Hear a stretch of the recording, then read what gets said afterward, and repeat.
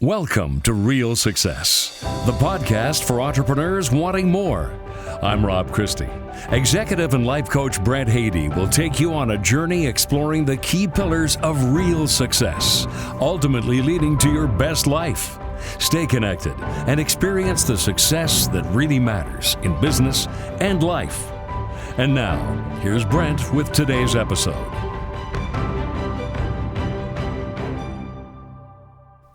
Today, I have the pleasure of talking with Colleen Heidecker, Master Chocolatier with Colleens Chocolates. And if you haven't yet had a chance to try Colleen's chocolates, you have to. They are amazing. But Colleen is so much more than her chocolate. In fact, on her journey of getting to where she's now at, she has experienced a number of incredible things. All have contributed to the path that she's now on. Colleen grew up here in Edmonton. Her early interest in animals led her to a Bachelor of Science in Zoology and Animal Behavior at the University of Alberta while training the only dolphins on the prairies. Yes, you're right if you thought of West Edmonton Mall. She continued training, researching, and being in front of the public for almost 2 decades all over the world in places like the Bahamas, Florida, Las Vegas, and Denmark before coming back to Canada to be with family. And soon Colleen became fascinated by the extreme desert conditions of the Mojave Desert and its impact on athletes. And while organizing adventure races and trail run races in and around Las Vegas, Colleen's interest in health and performance of athletes at her races led her to create nutrient-dense, superfood-laced performance snacks. But when the athletes kept coming back because of the great taste, her creativity took over and she wanted to diversify and create snacks and desserts for everybody. And from there, she stepped onto the path that she's now on. The journey of meaning, purpose, fulfillment, and contribution as an entrepreneur has many ups and downs. And today, we get to talk about Colleen's story. So without further delay, let's get on to today's conversation. All right. Hey, Colleen, how are you doing today? I am fantastic, Brent. Glad to be here. I'm glad to have you. I've been waiting to have this conversation for a while. So right off the top, Master Chocolatier, what's your most popular chocolate?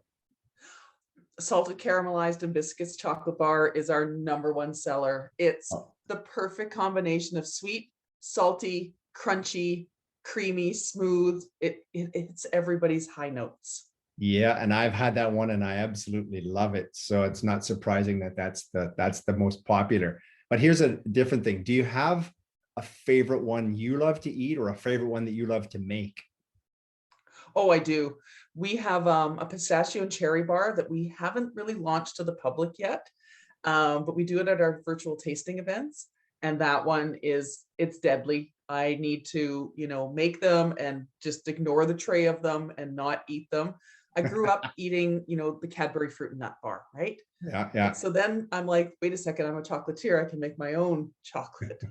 So now I make this pistachio cherry bar and it's like a tiger stripes with 2 types of chocolate. It's divine. Very nice. Yeah. One of the dangers of your business is trying to just keep it aside and not overindulge yourself, right? Yes. We don't eat the profits. No, that's not good for business. No. So, and it's not just making and selling chocolate. You do a number of other fun and cool things. Tell us a little bit about what else your business involves besides that. Yeah. It's so crazy because when I first started the business, it was really just make chocolate for friends and family. It wasn't going to be anything else other than that. And 3 years of growth, it changed drastically. So we started off, we mostly made bonbon, truffle type things and chocolate bars. And then slowly it was like people wanted more. They wanted to learn. They wanted to experience. Right. So we started introducing these in-person events because this was, 2018. And those slowly grew into not our main business, but a good part of it. And then last year, everything changed and we went skyrocket, and the virtual events have become our main source of income at this point. So we still make chocolate bars because they're fun. Yeah. We do a farmer's market every week, mostly to see our friends and eat all the things at the farmers market. It's our day, but really the business has switched into experiential, and that's what people are really looking forward from us. Yeah, and that experiential piece is powerful when you can mix it with the very things that you're creating, and the social time that goes along with it. Do you see then it returning to an in-person version of that at some point when it's right to do so? Oh, absolutely. And even last year, there was like, okay, everybody, you can have 10 people outdoors. And I had all these people that were like waiting, and they're like, this is the week we're doing it this. I'm like, okay, and they have, big giant backyards. And so we, stand in this big giant backyard and kind of, 6 feet apart. We'll definitely go back to it once we can, but the virtual events have opened up really nationwide for us. And so now we're doing events for people all across Canada every week, and it's incredible. Cool. So you, in terms of your passion, in terms of what you love about it, I mean, it's obvious what people love about it, what your clients, what your customers love. So what do you love most about being a chocolatier and delivering the various services that you now offer? For me, it's bringing a bit of happiness to people, and that's really kind of our mission is happiness. Because everybody's got so much going on, right? And to be able to sit, even if it's just an hour, and you're enjoying chocolates either with a group of people that you're really close to, you're celebrating a milestone. We've had a lot of celebration events, and because people can't get together for that, but for me, I get to meet all these incredible people from all over the place, and every event ends up being different because they all have different questions, they have different things. Like we did an event probably 4 months ago, and we had about 7 gentlemen stay on the call afterwards because they're like, okay, we have all the science questions we want to ask you now. Can you stay on for a little while and answer these questions?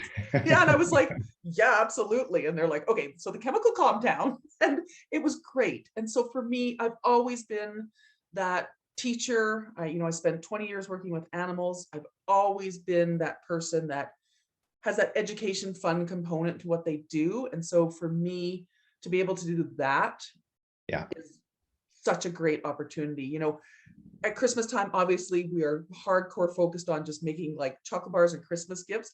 But for the rest of the year now, like we do these events. We have an event that we do at the Westin Hotel, which is part of their big experiential evening. And we love those things. So it's a big difference for us. Nice. So, and that leads to what I wanted to talk to you about next, which is really kind of how you came to be where you're at.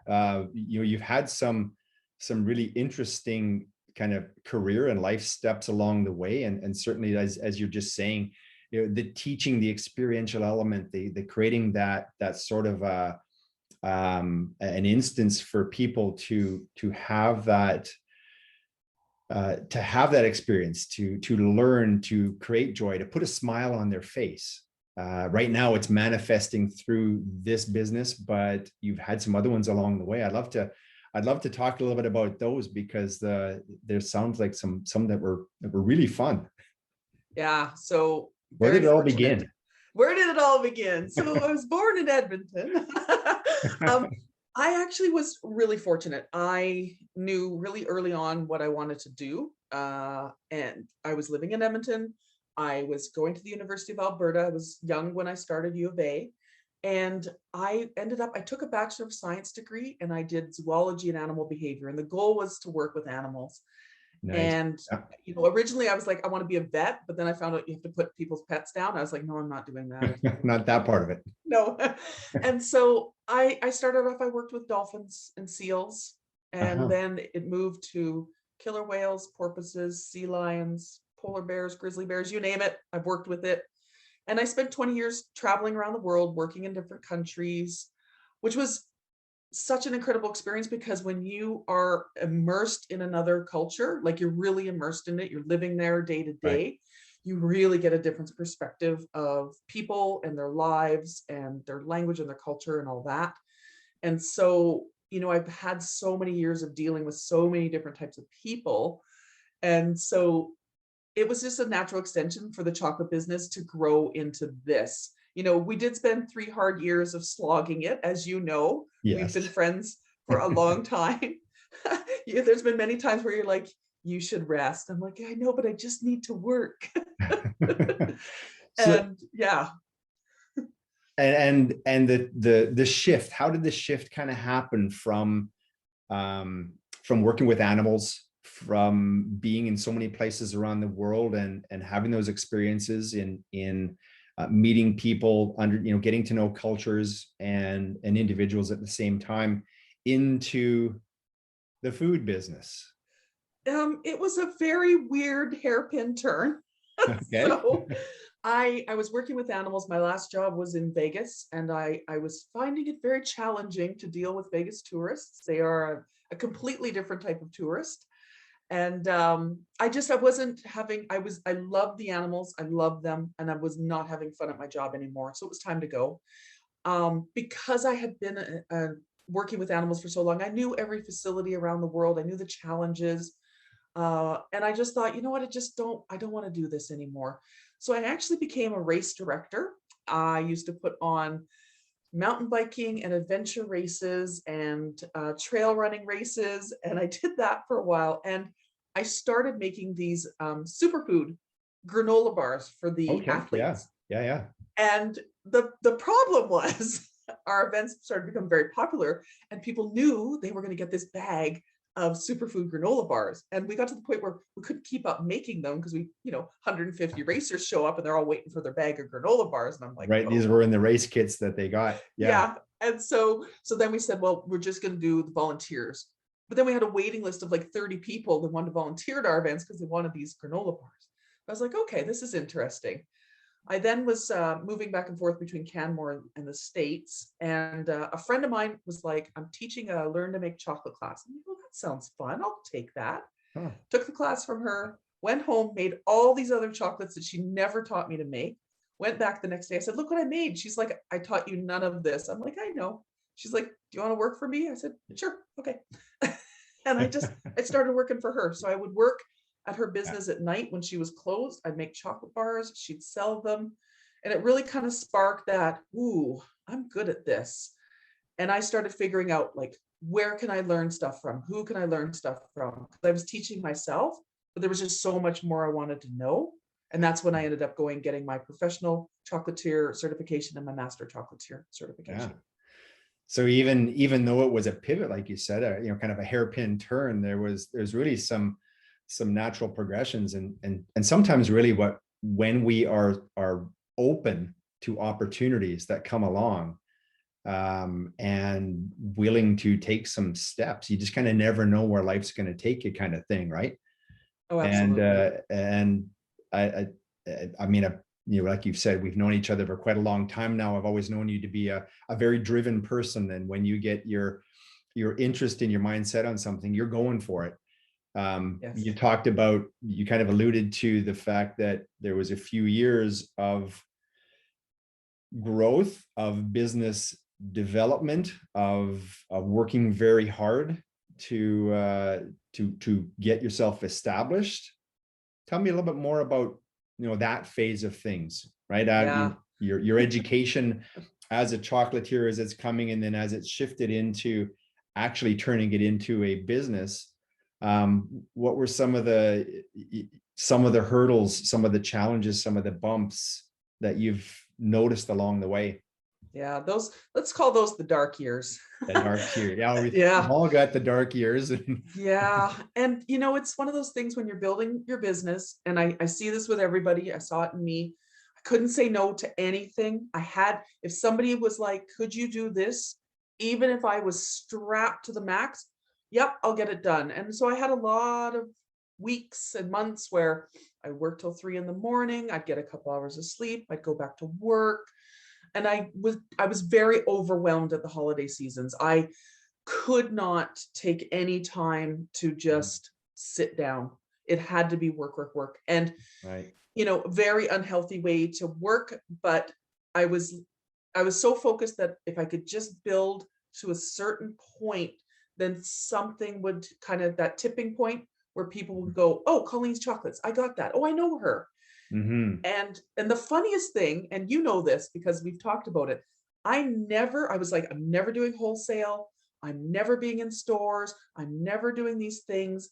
And last year we went, oh, you know what? We're going to do that. And it created an opportunity for us to be very mindful of who we wanted to work with. So we don't just pick anybody. And it also gave us a chance to start building some other relationships.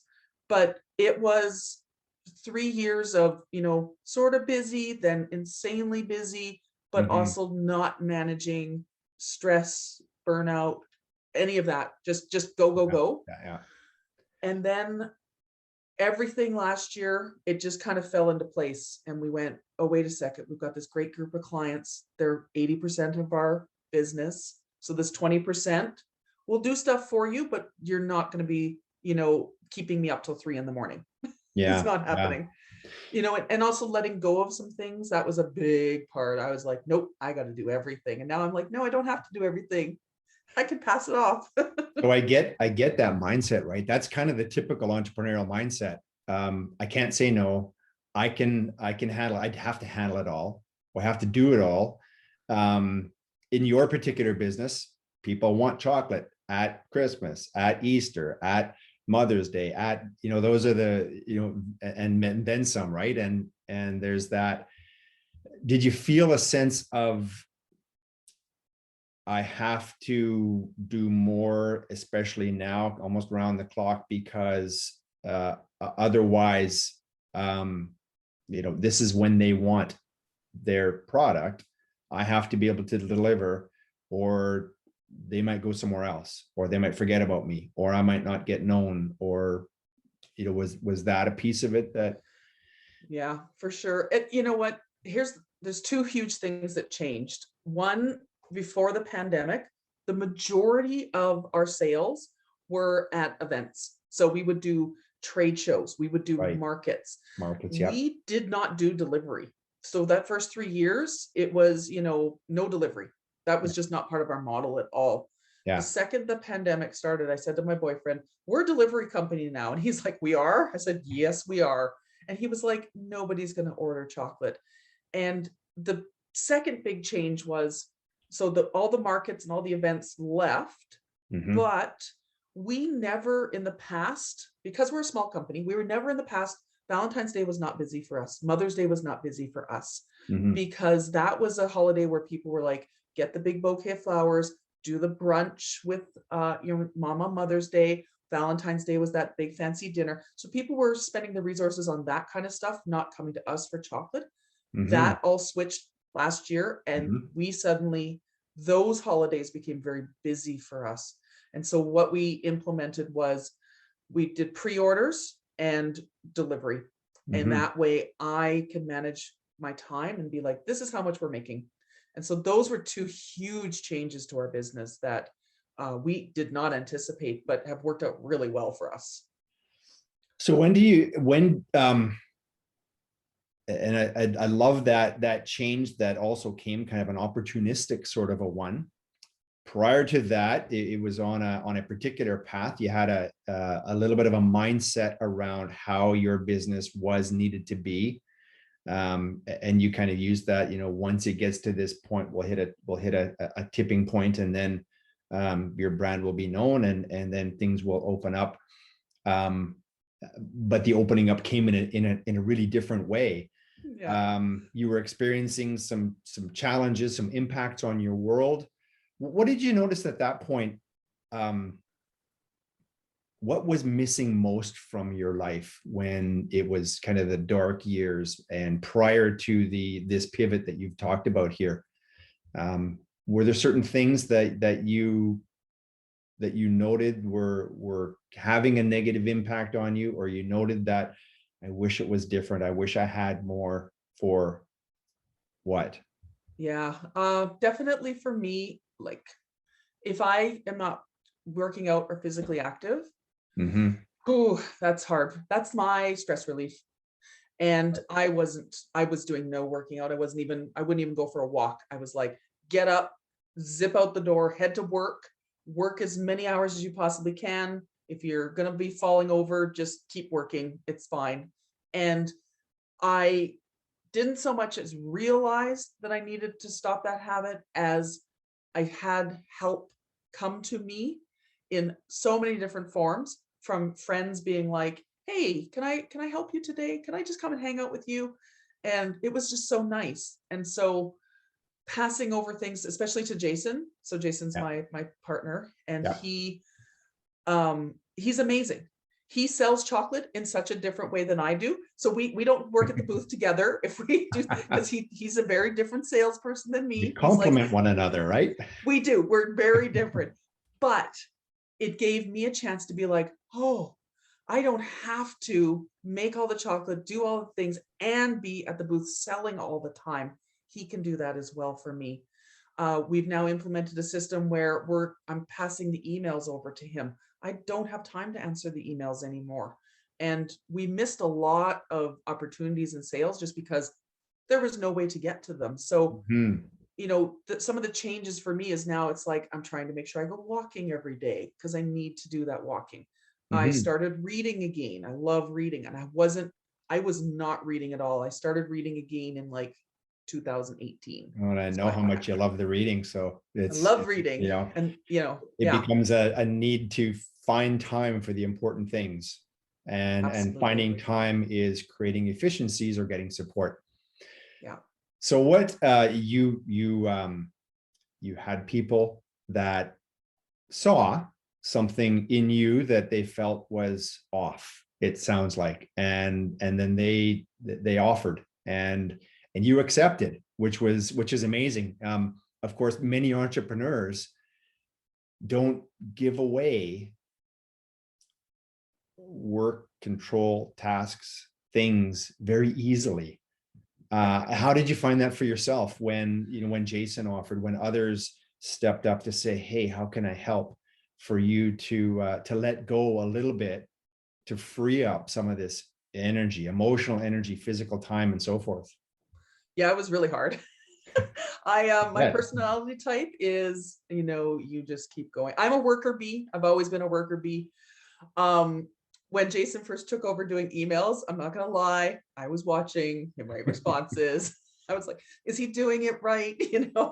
But he's really good because he's an editor as well. So he's very good at, he knows my voice and he knows how I would answer things. And so he now is developing these relationships with these businesses as well, which is great because now I don't have to be the person that delivers, that wholesale order. They have just as good a relationship as him as they do with me. The other thing that we added this year, I think we added it in March, was our tenant is a chef as well.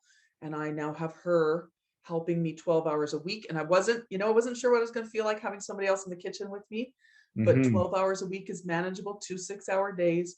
And it's been great because now I can just say, just do this. And it's like, just make chocolate bars. I don't need you to do anything else. If we have a big packaging project, all hands on deck, and we package everything. And it's made it so now, and even when friends would come and help in the past, a lot of times they'd be like, that sneaky, "Oh, hey, I'm just in the neighborhood." I was like, "Oh, okay. Hey, do you have a bunch of packaging to do? Maybe we could just sit and hang out and I'll help you package." And I was like, yeah. And it suddenly, it registered my brain that just having one person come sit and have a coffee with me and package took 3 hours off my plate. And I was like, I can go home 3 hours earlier. What is this? That's huge. And it's huge, when you're working so much. And so I started asking for help, but again, it's that I don't want people to feel like I'm always, "Oh, could you just come and help me?" So I was very hesitant to ask, but if somebody would offer, okay, yeah, that would be great if you could come and help me, and we have one friend, she'd be like, "Oh, I just happen to be passing by your kitchen. Do you have any deliveries? I'm going to the West End today." It's like, yeah, I do. That really speaks to the to the person you are, and it speaks to the quality of the relationships that you've formed with so many people, that they will step up like that. And it's a powerful lesson, I think, that we as entrepreneurs can learn to be able to let go. And once you can do so and trust, if it's a person or a system, whatever it happens to be, that it's working well, then that emotional weight is taken from the shoulders, and then we get to repurpose. So what's the biggest, or the thing that you love most that's come from this process that you've been able to kind of put back into your world now? What's the thing that you're most happy about being able to do again that you weren't able to do so much? Yeah, I mean, we touched on earlier the reading. I love reading. I like to escape. I like to be in other people's worlds and live that life just in that book. That's been a huge one. But the second one is we've actually had the opportunity to create custom chocolate bars for businesses that we really, really love. And they're the places that we spend the most time. Mm-hmm. And, so now we have this beautiful custom bar at Colleen to go. I eat there twice a week usually. I love it there. We did a custom bar for a coffee shop that we love. We did one for a natural health food store. We've got a new one, which I can't say because it's secret, but we have a new one coming. All right, and it's stay tuned. Yeah, and it's given me the opportunity to be like, I have space and time to develop and create something with another business owner that I love and put it out there. And so that's beautiful. Been a complete change, because in the past there'd be no way. There's no time. You got to go. You got stuff to do. And so that's been fun. And then we've actually added, we used to just do truffles sort of for a couple of years just at Christmas time because we just didn't have time to do them. And now we're introducing them as more of a permanent part of the collection. Mm-hmm. And so that's an opportunity where in the past there was no time for doing truffles. So that's been fun. Nice. So taking advantage of opportunity to and time for those opportunities to do what fulfills you most, what you love, what challenges you in your profession. That's something that I think most business owners wish they had more time for. And when you can create the change, as you have done over time, over the years, to get to a position where you don't have to do every little thing. And you especially don't have to do the things that you might be competent at them, but they're not what fuels you, right? Yeah, and then you exactly. save that time, you save that energy, and you put it into that next level, or that thing that just gets you up out of bed, raring to go, because I love that I'm going to get to do this today. Yeah. And it's so interesting because about a month ago, I taught a course called Market Ready. So it's for new to Canada, new business owners. Mm-hmm. And it was so interesting because these people that I was teaching, you could literally see their shoulders loosen up and a sigh of relief when I was like, oh, we took 3 years to get to this point and then 1 year of massive growth to be where we are right now. And they were like, oh, I don't have to do this overnight. I'm like, oh my goodness, no. It does not, there's not overnight success. It's years of building. And I think it took a lot of pressure off a lot of them to be like, I gotta be, selling $1,000 at every single market and my business will be set. And I think hearing from somebody like me that did that slow burn and then huge growth, it was good information for them. Absolutely. And that's what we don't see in the public realm, right? So often all we see is what appears to be, like you say, the overnight success, which when you get toward the backstory, you almost always realize it wasn't so overnight. Yeah, it's like a decade of work. Yeah. And a viral video, it takes a long time. And it's also, even with things like social media, and that was part of what we were focusing on when we were teaching, is, who are you in that social media world? What is the message you want to put out there? And just stick to it and be consistent, because for us, we're very wordy on Facebook. We have to tell a big story. Instagram, it's a pretty picture, but we have very different audiences that have then become our customers, and they're looking for that interaction from us, but they know that I disappear off of social media for big gaps of time. Right. And it's okay. Yeah. Yeah. And that's them knowing you and you knowing them, and you showing up in the way that is right for you, but is meaningful for your whole client base. So, Yeah. so I want to ask you this. You've had a long path that is pretty incredible. You've been able to really understand and know what fuels you, what is your meaning, your purpose in terms of how you impact your world around you. And it has manifested many different ways, and now it continues to evolve and manifest in this particular way. If you could go back in time, right, and if you could talk to yourself at some point in the past and give a key bit of advice based on what you've learned along the way, what's the one thing you would tell your former self, and why? The first funniest thing would be get a bookkeeper. right from Right at day the start. one. Yeah. Yeah, we didn't know where we were at with the business for years. We were kind of like, okay, I have enough money to buy ingredients. And I think for us, the thing I would tell myself would be, it's okay if you run out of chocolate to sell. It's okay if you leave some demand out there, because that was a massive stress point for me. And the reason why I would spend so much time working till 3 a.m., 4 a.m., 5 a.m., because I thought, if I don't have something to sell, if I sell out, people won't continue to come to me. They'll be like, oh, she just never has stuff. And it was so debilitating that I had to continue to make, when I could have taken that time to take care of myself, gone home, gone to bed, read a book, spent some time with my family. I really missed a lot of things because I couldn't get out of that. I have to make more chocolate. I can't have a half empty display. It's just, and Jason would say, it's okay to sell out. And I just, nope, it's not, I can't. And so it really led to a lot of stress, that if I could go back, I'd be like, it's okay, they'll keep buying chocolate. Yes. Yeah. What a powerful insight and powerful mindset shift to be able to get to that space. So I love that. Thank you for sharing that.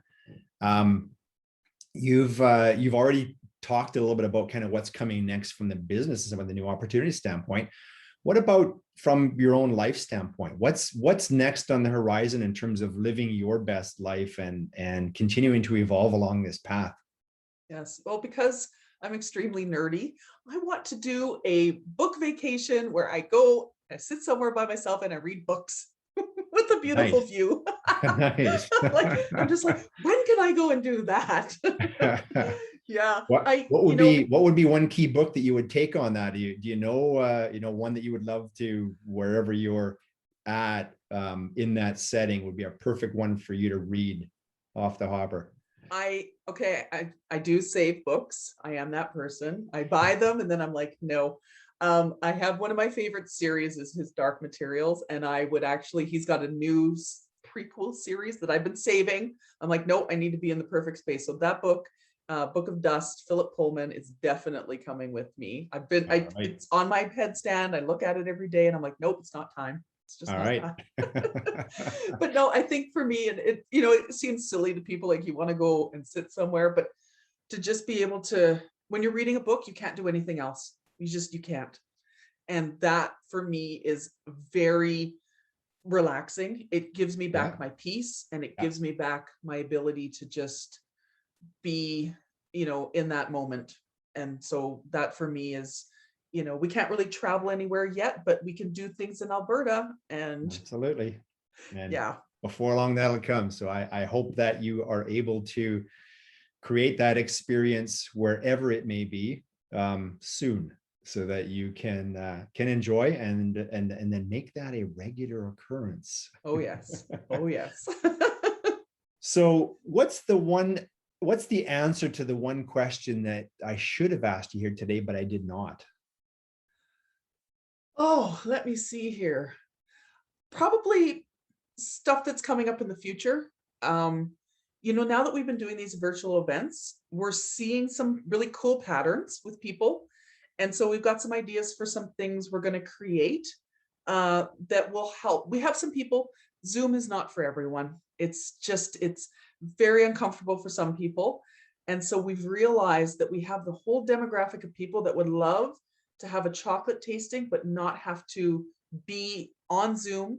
They want to just be at their house. So Mhm. we're going to create a new product where you'll get a video of me doing the tasting and you follow along. And so we're really excited about that. But also Jason is, Jason reads scientific papers for fun. That's his thing. So we're talking about doing a paper together about taste and flavor and Oh, seeing if very we can get it interesting. published somewhere. Yeah. It'd be fun to work on. And then we're working on what we're calling like a super taster event, which would be like a longer, maybe 2-3 week event where you would come once a week for a couple weeks, because we have so many things. Like the Oh, tasting that's events we do cool. right now are Yeah. amazing, but we have like an expanded version. So I think for us, we're now moving to that creativity point where we want to create some really new things. As we talked earlier, it's Yeah. always hard to Yeah. be like, okay, when do we create that though? But yeah, so I think that's going to be fun to just have an opportunity to do that. Nice. Well, I've had a chance to participate in an online tasting with you, and that was a lot of fun. And of course, the chocolate was amazing. I've visited you at the markets, and you talk about the smile on people's faces. I just love looking at my daughter's face when she's looking at all the choices and deciding which one that she's going to get on that particular day.